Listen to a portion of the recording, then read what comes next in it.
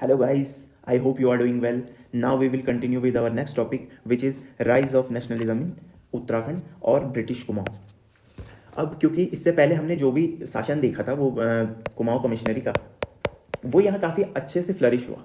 क्योंकि इससे पहले जो भी शासन रहे पहले के 1815 तक, यानी गोरखा के टाइम तक, वो काफ़ी यहाँ प्रताड़ित करने वाला अत्याचारी शासन टाइप का रहा। तो इसके बाद जब अंग्रेज आए, ब्रिटिशर्स यहाँ आए, तो उनके द्वारा शासन थोड़ा सा अत्याचारपूर्ण रहा होगा, लेकिन कंपैरेटिवली थोड़ा इजी था। और इस चक्कर से यहाँ के लोगों के द्वारा, यहाँ की जनता के द्वारा रिवोल्ट वगैरह में इतना पार्टिसिपेशन एक्टिवली नहीं किया गया। अब 1857 में रिवोल्ट होता है। 1857 का रिवोल्ट भी यहाँ कुछ खासा असर करता नहीं है और यहाँ के लोग भी इसको एक तरह से नेग्लेक्ट कर देते हैं। अब धीरे धीरे आपका टाइम पीरियड बीतता है, आपकी एक जनरेशन शिफ्ट कर जाती है, यानी जनरेशनल शिफ्ट हो जाता है। आपकी जो पॉपुलेशन है वो धीरे धीरे, पुरानी वाली तो ओल्ड स्टेज पे आ चुकी है, लेकिन जो यूथ पॉपुलेशन है उन्होंने पिछला कोई भी शासन देखा नहीं है। अब उनके द्वारा तो जो भी शासन देखा गया वो था ब्रिटिशर्स का। अब उनके लिए जो भी प्रॉब्लमेटिक होगी वो ब्रिटिशर्स के टाइम की प्रॉब्लम्स फेस करेंगे। तो इसीलिए आप देखेंगे कि लेट 19th सेंचुरी के आसपास धीरे धीरे यहाँ प्रचार प्रसार होने लगा। जो भी रिवोल्ट वगैरह, या आप कहें कि ब्रिटिशर्स की पॉलिसीज़ का जो भी आपको क्रिटिक करना था, वो यहाँ शुरू हो चुका था। लेकिन जो प्रॉपर यहाँ नेशनलिज्म का विकास हुआ वो आपका 1900 से आगे जो भी टाइम पीरियड आता है उसमें हुआ। अब क्योंकि 1870 के टाइम पे यहाँ डिबेटिंग क्लब रैमजे के कहने पे यहाँ पे बुद्धि बल्लभ पंत जी के द्वारा ओपन किया गया। ये एक पॉलिटिकली मोटिवेटेड कैंपेन टाइप का था, यानी कि आप एक प्लेटफॉर्म कह सकते हैं जहाँ आप पॉलिटिकल आइडियोलॉजीज़ को आदान प्रदान कर सकते थे। लेकिन यही चीज़ जब सेंटर के लेवल पे होने के लिए कांग्रेस का स्थापना की गई, वो है 1885 में। ए.ओ. ह्यूम के द्वारा ये किया गया। ये इसके जनरल सेक्रेटरी थे और व्योमेश चंद्र बनर्जी इसके पहले प्रेसिडेंट रहे। और इस टाइम के बाद आप देखेंगे कि धीरे धीरे जो इंडियन लेवल की जो पॉलिटिक्स थी वो एक नेशनलिज्म की ओर आने लगी। मतलब आप पहले देखेंगे कि रीजनल लेवल पे थोड़ा बहुत कुछ यहाँ हो गया, कुछ यहाँ आसाम में हो गया, कुछ आपका नीचे मद्रास वगैरह के रीजन में हो गया। पहले ऐसे रिवोल्ट होते थे, लेकिन धीरे धीरे आप नेशनलिज्म की राइज की ओर जाते हैं। जैसे कि आप तिलक जी जैसे बड़े बड़े नाम लेट 19th सेंचुरी में यहाँ काफ़ी उभर कर सामने आते हैं। उनके द्वारा जैसे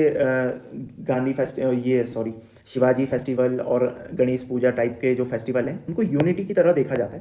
लेकिन ये यूनिटी उतना ज़्यादा अभी भी मतलब फ्लरिश नहीं कर पाई थी।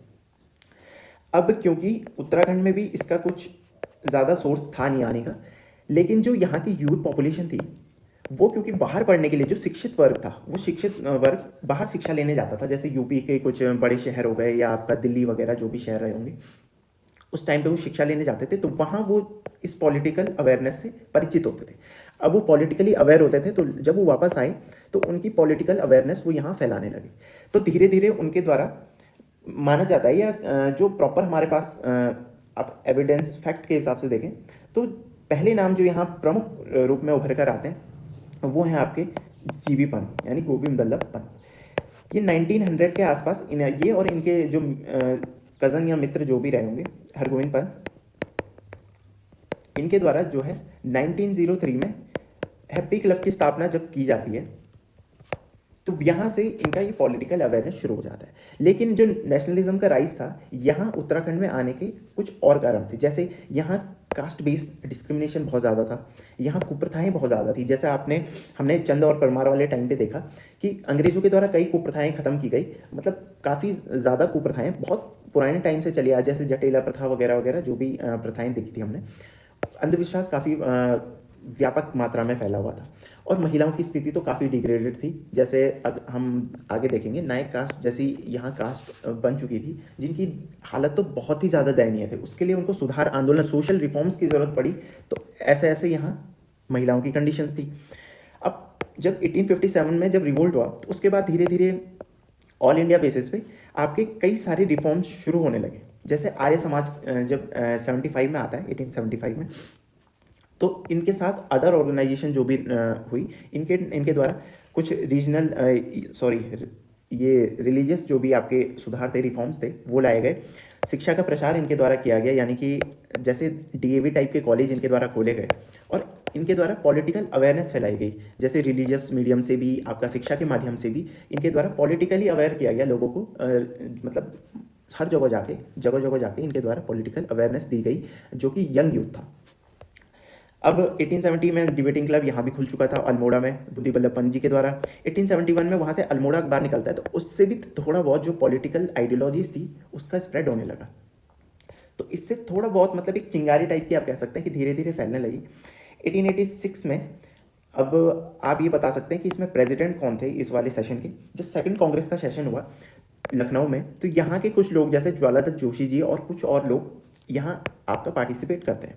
तो ये भी अपने रीजन में वापस आए होंगे। इनके द्वारा भी वहाँ की जो आइडियोलॉजीज थी कि नेशनलिज्म की भावनाएं जो जग रही थी, वो धीरे धीरे यहाँ भी उसके बीजारोपण किए गए। लेकिन इसी टाइम पे जो गढ़वाल वाला रीजन था उसमें कुछ सभाएं, मतलब सोशल रिफॉर्म के लिए कुछ सभाएं भी मतलब साइड बाय साइड चल रही थी। जैसे कि आप कुछ अगर इनका क्लासिफिकेशन देखें तो कुछ जातीय सभाएं थी, कुछ अजातीय सभाएं थी। तो जातीय सभाओं में जैसे सरोला सभा एक सभा थी जो तारादत्त कैरोला जी के द्वारा फॉर्म की गई 1904 में। इसमें यह था कि जो सरोला ब्राह्मण के लिए जो भी प्रॉब्लम्स थी उसके लिए इनके द्वारा सभा घोषित की गई, टिहरी में इसका शुभारंभ किया गया। ऐसे ही गोरक्षणी सभा थी जो धनीराम मिश्र जी के द्वारा किया गया पौड़ी में 1907 में। और ऐसे ही क्षत्रिय सभा का भी आयोजन किया गया गढ़वाल में जो सिंह नेगी जी द्वारा। ये 1919 के टाइम पे आती है, ये काफ़ी लेट शुरू होती है। ये क्षत्रियों के मतलब जो भी आप अगर सभाओं के नाम देखें तो ये उस कास्ट या उस वाली सेक्ट को बिलोंग करती है और उस सेक्ट की जो भी प्रॉब्लम है उसको ये हाईलाइट करती थी। ऐसी कुछ अजातीय सभाएं हैं, जैसे गढ़वाल हितकारिणी सभा एक सभा थी जो 1901 में जिसका फॉर्मेशन किया गया। इससे बाद में गढ़वाल अखबार भी इसी से पब्लिश हुआ। और 1907 में गढ़वाल भ्रात मंडल जिसका की स्थापना लखनऊ में की गई मथुरा प्रसाद नथानी जी द्वारा। और 1908 आते आते इसका फर्स्ट सेशन कोटद्वार में जो है ऑर्गेनाइज किया गया। लेकिन अब ये है कि आप धीरे धीरे देखेंगे कि काफ़ी सारी सभाएं हो चुकी हैं, इनके जो मोटिव्स थे वो धीरे धीरे बहुत अलग हो चुके हैं। अब आपका एक कास्ट की अलग सभा, एक कास्ट की अलग सभा और दूसरी कास्ट की अलग सभा। तो अगर एक की प्रॉब्लम्स को हम हाईलाइट करेंगे तो दूसरे की प्रॉब्लम्स को हमें नेग्लेक्ट करना पड़ेगा। क्यों? क्योंकि ये कास्ट एक दूसरे के बिना सस्टेन कर नहीं सकती है। तो एक अगर मान लीजिए एससी वाले को कोई ऑप्रेस करता है तो यानी कि वो कोई हाई कास्ट का होगा या कोई हाई क्लास का होगा, तो उसकी भी अपनी सभा है, तो वो अगर उसको हाईलाइट करे तो इसकी जो प्रॉब्लम्स है उसको नेग्लेक्ट किया जा रहा था। तो इनके द्वारा कहा गया कि भैया ऐसा है कि आप ऐसा कीजिए कि सारी सभाओं को मिक्स कर दीजिए, यानी कि जो भी सभाएं हैं इनको कंबाइन कर दीजिए और एक अच्छे सोशल रिफॉर्म की ओर आगे बढ़िए। तो इसीलिए 1914 में एकता सम्मेलन होता है दुगड्डा में। यहाँ पे क्या किया जाता है कि सारी सभाओं को कंबाइन किया जाता है और एक इंपॉर्टेंट गढ़वाल सभा का फॉर्मेशन यहाँ पे किया जाता है। यहाँ पे सारी जातियाँ सारी सभाएं कंबाइंड हो गई। इनके जो मीन्स मोटिव्स थे ये भी एक तरह से डिसाइड कर लिए गए। सिर्फ क्योंकि क्षत्रिय सभा 1919 में फॉर्म होती है, तो इस टाइम पे क्षत्रिय सभा थी नहीं, तो ये इससे थोड़ा अलग हो जाती है।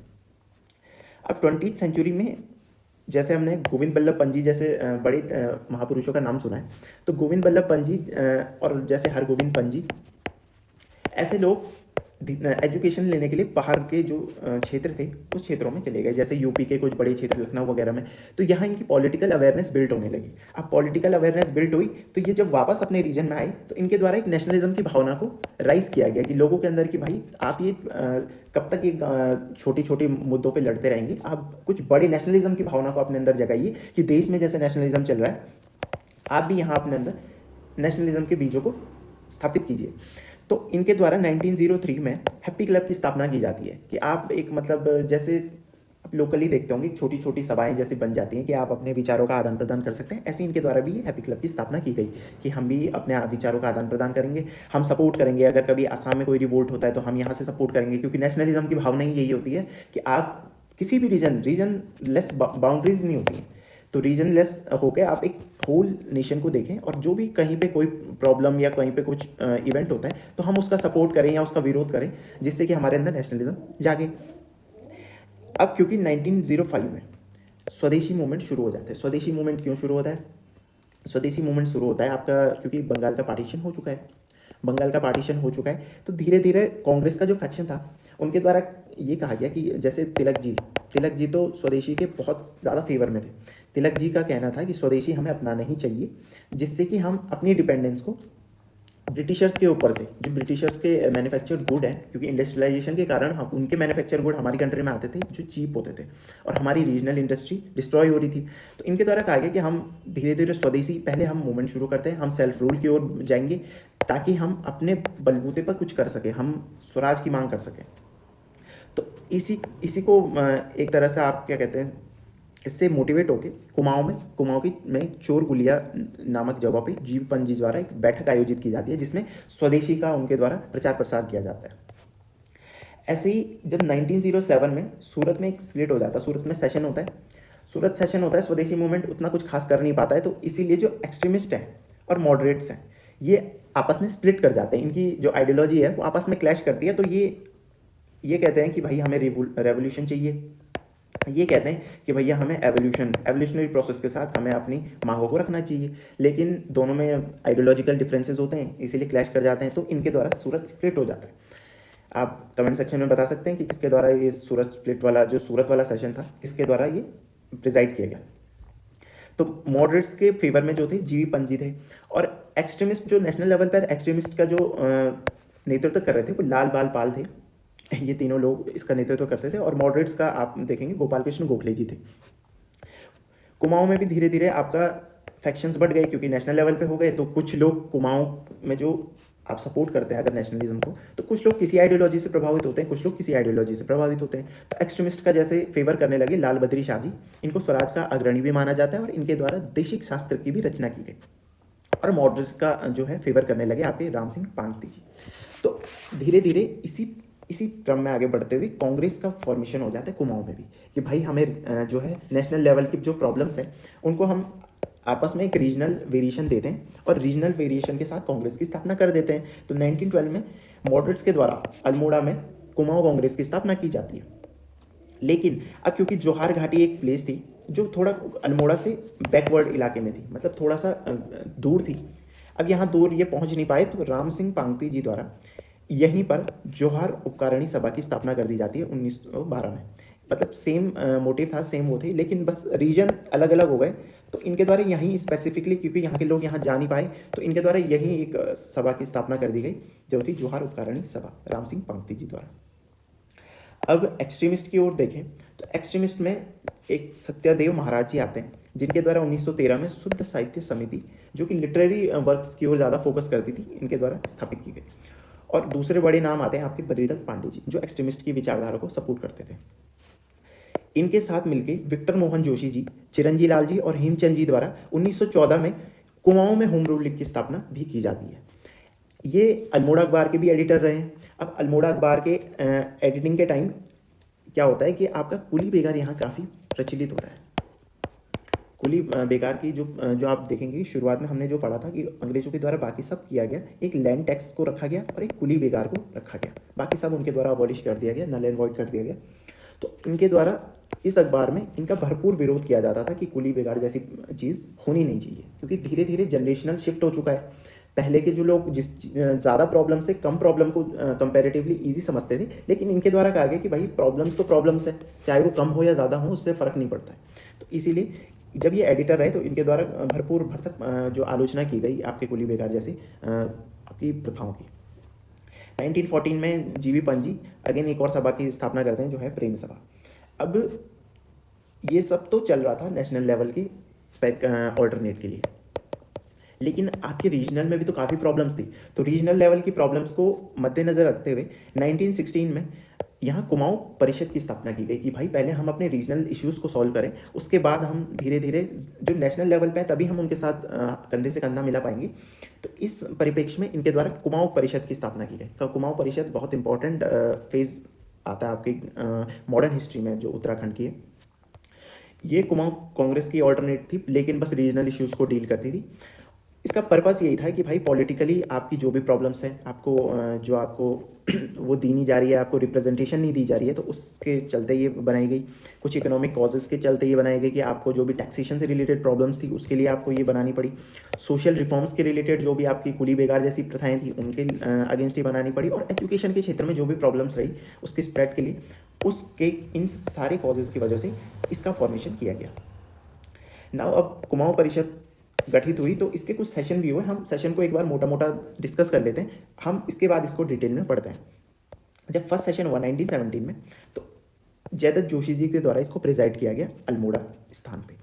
सेकंड सेशन होता है आपका 1918 में, हल्द्वानी में इसका प्लेस रहता है और तारादत्त गैरोला जी द्वारा इसको प्रिजाइड किया जाता है। थर्ड सेशन आपका 1919 में कोटद्वार में बद्रीदत्त जोशी जी द्वारा प्रिजाइड किया जाता है। अब धीरे धीरे इसके बाद जो है आपका एक्सट्रीमिस्ट और जो मॉडरेट्स थे यहाँ भी इस कुमाऊं परिषद में आपका स्प्लिट कर जाते हैं। तो फोर्थ जब सेशन होता है 1920 में काशीपुर में, हरगोविंद पंजी एक आपका एक्सट्रीमिस्ट आइडियोलॉजी को फॉलो करते थे। तो इसके बाद इनको प्रेसिडेंट बनाया गया, क्योंकि ये सारे लोग मॉडरेट्स थे। तो इनके द्वारा कहा गया कि भैया हमें एक्सट्रीमिस्ट को तो मौका ही नहीं मिल रहा, तो हमें भी प्रिसाइड करने का मौका मिले। तो ऐसे स्प्लिट किया गया और उसके बाद इनके द्वारा ये जो आपकी फोर्थ आपका सेशन आता है इसको प्रिसाइड किया गया। फिफ्थ जो भी आपका, अब क्योंकि इसके बीच में काफ़ी टाइम पीरियड आपको देखने को मिल रहा होगा, 21-22 का गैप आता है, तो इस टाइम पे ये जेल वगैरह में चले गए थे कि जो आपका कुली बेगार या जो भी अदर प्रॉब्लम्स थी उससे रिलेटेड ये जेल में चले गए थे बड़े बड़े नेता। तो जब 1923 में वापस आते हैं तो टनकपुर में बद्रीदत्त पांडे जी की अध्यक्षता में एक और सेशन किया जाता है। इसका मेन फोकस यही था कि आप कुली बेगार को बिल्कुल ख़त्म करें, इसको एंड करें, और कुछ फॉरेस्ट के राइट्स हैं उनको भी हमें दें, क्योंकि फॉरेस्ट राइट्स एक्ट आपका शुरू हो चुका था, आप देखेंगे बाद में। इसीलिए 1927 के आसपास आप फॉरेस्ट राइट एक्ट देखेंगे। इससे पहले जब फॉरेस्ट डिपार्टमेंट्स की स्थापना हुई 1864 1867 के टाइम पे इंडिया और यहाँ गढ़वाल कुमाऊं वाले रीजन में, तो तब से ये प्रॉब्लम चली आ रही थी, ये रीजनल प्रॉब्लम्स है, इसीलिए इस परिषद की स्थापना की गई। और सिक्स सेशन आते आते जो भी इसके मोटिव्स थे, जब रानीखेत में इसका सेशन हुआ एंड वाला 1926 में, तो इनके द्वारा देखा गया कि भाई हमारे कुछ अब पॉलिटिकल और कुछ ज़्यादा जो भी हमें चाहिए था, जो भी हमारे रीजनल इश्यूज थे वो सॉल्व कर दिए गए। तो इसका विलय कर दिया गया आपका कुमाऊं कांग्रेस के साथ। तो यहाँ पे 6 सेशन के बाद इसका जो है डिमोलिशन किया जाता है।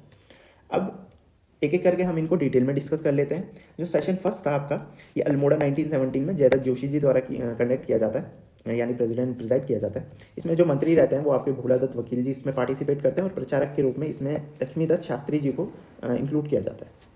सेकंड सेशन था ये हल्द्वानी, ये आप मान सकते हैं इसमें ओरिएंटेशन टाइप का सेशन था, इसमें आप अपनी गाइडलाइन वगैरह जो भी इनके द्वारा किया गया उसको फिक्स किया गया। सेकंड सेशन जो हल्द्वानी में हुआ 1918 में, तारादत्त गैरोला जी ने जिसे प्रिसाइड किया, उस टाइम पे कुली बेगार वाला मुद्दा इनके द्वारा उठाया गया। तारादत्त गैरोला जी को अंग्रेजों के द्वारा राय बहादुर की खिताब भी दिया गया और 1917 में इनको केसरी हिंद का भी खिताब मिला था। इसीलिए क्योंकि ये मॉडरेट थे, मॉडरेट से अंग्रेज काफ़ी खुश रहते थे, मॉडरेट्स, इसीलिए इनको केसरी हिंद का भी खिताब दिया गया। हरगोविंद पंजी द्वारा कुली बेगार का एक प्रस्ताव रखा गया जो अंग्रेजों के सामने। इनके द्वारा कहा गया कि यार जंगलात के कानूनों में आप थोड़ा रियायत दीजिए, थोड़ा सा आप कुली बेगार को थोड़ा कम कीजिए या एकदम अबॉलिश ही कर दीजिए। तो कुमाऊं परिषद के सामने पहले इनके द्वारा ये मांग रखी गई और इनके द्वारा कहा गया कि हम सत्याग्रह तब तक जारी रखते हैं जब तक कि आप, क्योंकि तब तक गांधी जी आ चुके थे, गांधी जी द्वारा टर्म कॉइन कर दिया जा चुका था सत्याग्रह का। तो इनके द्वारा भी कहा गया कि हम भी सत्याग्रह कंटिन्यू करते हैं और ये अपनी मांगों को जो मंगवाने के लिए। तो इसी जो आप देखेंगे क्रोनोलॉजी में, तो परसिविंगम जो इस टाइम पे कुमाऊं कमिश्नर थे 1918 के टाइम पे, इनके द्वारा एक कुली बेगार समिति का गठन तो कर दिया जाता है कि भाई कुली बेगार में क्या प्रॉब्लम्स है क्या नहीं है, इस पर खासा चर्चा की जाए और देखा जाए कि ये प्रॉब्लमेटिक है इतनी या नहीं है जितना ये लोग कह रहे हैं। तो इस टाइम पे समिति गठित हो गई, तो ज़्यादा इनके द्वारा कुछ रेवोल्यूशन टाइप की भावनाएं यहाँ इस सेशन से तो नहीं उठी। इसी टाइम पे 1918 के टाइम पे काशीपुर में एक विधवा आश्रम शुरू किया गया और 1918 में ही काशीपुर में खदर आश्रम की भी स्थापना की गई। अब इसी सेशन के अंत आते आते, क्योंकि गांधी जी काफ़ी बड़ा नाम हो चुके हैं, गांधी जी नाम हो चुके हैं बड़ा, तो अब क्योंकि गांधी जी के पास ही जाते हैं मिलने के लिए, इनका एक दल जाता है गांधी जी से मिलने के लिए कि आप कुमाऊं आइए। ये इनको वैसे न्योता देने के लिए जाते हैं कि भाई आप कुमाऊं आइए और थोड़ा यहाँ भी अपनी पॉलिटिकल आइडियोलॉजी का प्रचार प्रसार कीजिए। वो अलग बात है कि वहाँ जाके गांधी जी से मिलते तो हैं पर कुछ अपने विचारों को रख नहीं पाते हैं। तो इस कारण से ये जो इनके द्वारा जो मीटिंग थी वो कुछ खासा असर करती नहीं है। अब क्योंकि कुली बेगार थोड़ा ज़्यादा प्रॉब्लमेटिक हो चुका था, क्योंकि 1918 के आसपास ही एक लोमस नाम के कमिश्नर थे,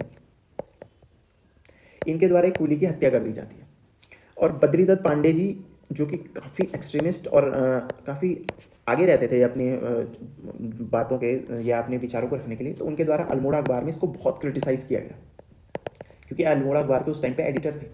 तो क्या किया गया कि अल्मोड़ा अखबार को बंद करवा दिया गया अंग्रेज़ों के द्वारा। तो इनके द्वारा एक नया जो बद्रीदत्त पांडे जी द्वारा एक नया अखबार खोला जाता है, उसका नाम था शक्ति समाचार पत्र। शक्ति समाचार पत्र में अगेन क्रिटिसाइज़ करते हैं आपका जो कुमाऊँ के कमिश्नर है उनके कृत्यों को और कुली बेगार की जो प्रथा थी। ऐसे ही पुरुषार्थ न्यूज़पेपर आता आपका। पुरुषार्थ न्यूज़पेपर जो गिरिजादत्त नथानी जी द्वारा जो उसके एडिटर थे, उसमें भी उनके द्वारा काफ़ी क्रिटिसाइज़ किया जाता है कुली बेगार को। तो इसीलिए जो ये सब घटनाएं होती हैं, इसी के चलते ये कुली बेगार वाला प्रस्ताव रखा जाता है और इसके बाद जो परसेविंग में कुली बेगार समिति का गठन करते हैं। थर्ड सेशन आते आते जो कोटद्वार में 1919 में होता है बद्रीदत्त जोशी जी के अध्यक्षता में, इसमें जो गेस्ट रहते हैं वो थे आपके बद्रीदत्त पांडे जी। इसमें मेन फोकस किया गया कि हिंदू मुस्लिम यूनिटी होनी चाहिए, आप अपनी मांगों को जायज़ तरीके से रखें, ना कि आप अपने बीच में डिवाइड एंड रूल वाला वो कॉन्सेप्ट लगने दें। और एक गुरु शिष्य परंपरा या गुरु प्रेम से यहाँ पे काफ़ी इन्फ्लुएंस हो चुके थे लोग। इसी टाइम पे जो आपका नायक कास्ट थी, नायक कास्ट जो कि आपका भारती चंद के टाइम पे जब वो डोटी आक्रमण करने गए थे 12 ईयर के लिए, 12 ईयर प्लान लेके, तो उनके टाइम पे जो नायक कास्ट उत्पन्न हो चुकी थी, अब उस टाइम से इनकी हालत काफ़ी बुरी हो चुकी थी। यानी प्रोस्टिट्यूशन जैसे कामों के अलावा इनको कोई कार्य नहीं दिया जाता था, इनको यही इनका जो है फैमिली ऑक्यूपेशन बन चुका था। तो इनके सुधार के लिए भी समिति का गठन किया गया। इनके 1919 में इनकी सुधार के लिए एक समिति का गठन किया गया। आगे चल के जब देखें तो 1925 तक नायक सुधार सभा बनती है नैनीताल में। इसमें कहा जाता है कि जो भी लड़कियां ऐसे परिवार से बिलोंग करती हैं और 18 साल से नीचे हैं, इनको अपने परिवार के साथ ना रखा जाए ताकि इन पर कोई गलत इन्फ्लुएंस ना पड़ पाए। लेकिन प्रॉब्लम ये होती है कि पेरेंट्स से कितना ही दूर रहेगा कोई बच्चा। तो 1928 आते आते एक अधिनियम लागू कर दिया जाता है अंग्रेजों के द्वारा, क्योंकि कुमाऊं परिषद के रीजनल काम थे और वो काफ़ी एक्टिवली इन चीज़ों में पार्टिसिपेट करते थे। तो इनके द्वारा इतना फोर्स किया गया आपका ब्रिटिशर्स को। ब्रिटिशर्स ऐसे कार्यों में आगे रहते थे, यानी कि आपकी कोई पुरानी प्रथा वगैरह इसको अबॉलिश करने में उन्होंने कभी कोई कसर नहीं छोड़ी। इसीलिए जो सती प्रथा थी अंग्रेजों के टाइम पे वो ख़त्म कर दी गई। ऐसे ही कई और प्रथाएं थी उनके द्वारा ख़त्म की गई। तो इसके लिए भी इनके द्वारा एक जो आपका एक लॉ लाया गया, अधिनियम बनाया गया कि प्रोस्टिट्यूशन को इलीगल किया गया। और इसके बाद 1929 आते आते नया एक बालिका रक्षा कानून भी लागू किया गया कि बालिकाएं इस प्रोस्टिट्यूशन वाले उसमें नहीं धकेली जाएंगी या इससे दूर रहेंगी। इस तरह से जो नायक कास्ट है इसका अपलिफ्टमेंट धीरे धीरे हुआ। अब जो आपका पार्टीशन होता है इसी वाले सेशन में एक्सट्रीमिस्ट और मॉडरेट्स का, कि आप हमें सेशन का प्रिजाइडिंग ऑफिसर नहीं बना रहे, प्रेसिडेंट नहीं बना रहे, आप हमारी विचारों को नहीं रख रहे हैं। तो रिवोल्ट वगैरह की जो भी मतलब आगे ब्लंटली आप कह सकते हैं कि आगे जो आपका पार्टिसिपेशन होना था वो नहीं हो पाता है। तो मॉडरेट्स इस बात से इनसे झगड़ा करते हैं और ये इनसे झगड़ा करते हैं कि भाई आप हमें ये कहते हैं कि हमें आप प्रिजाइडिंग ऑफिसर या प्रेसिडेंट बना नहीं रहे, हमें नेतृत्व का मौका नहीं दे रहे हैं। तो इससे थोड़ा इनके बीच जो भी प्रॉब्लम्स होती हैं। इसके बाद देखेंगे कि जो फोर्थ सेशन होता है उसके बाद से एक्सट्रीमिस्ट की जो वो है प्रेसिडेंट बनाए जाते हैं। तो जलियांवाला जो सभा थी, इसमें एक और चीज़ होती है कि जो जलियांवाला सभा होती है अमृतसर में, उसमें गढ़वाल के 2 लोगों के द्वारा पार्टिसिपेट किया जाता है। एक थे मुकुंदीलाल, एक थे अनसुया प्रसाद बहुगुणा जी।